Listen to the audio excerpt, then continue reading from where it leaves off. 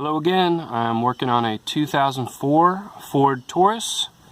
The job today, I'm needing to swap out the passenger side seat buckle. It was causing an airbag light to come on and stay on, so that needs to be replaced.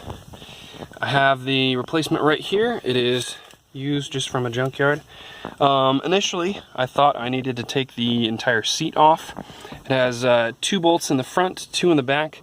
However, the one on the back right, that big guy right there, that's kind of a screwy sized bolt. It was a like an 18 millimeter or something funky. I don't know what the other measurement would be for that one. I work on too many foreign cars, obviously. But while I was attempting to get that bolt off, I discovered that to remove the buckle here, you can actually gain access by removing this big centerpiece, the middle seat. Okay, there you got.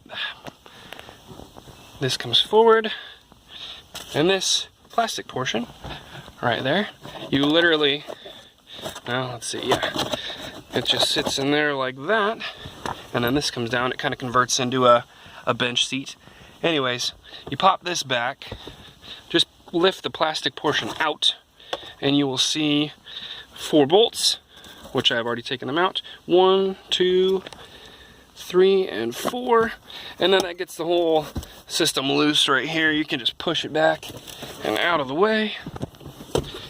Okay, once you've removed that, now instead of having to remove the seat, you actually now have access to that large bolt right there. This portion is just wrapped around the bottom. You just gotta snake that off, and now you have access to the buckle. And I believe the right here, the connector just goes under the seat. So you just unsnap that, unbolt that, and then you have access, and you just assemble it back together. Hopefully that was helpful.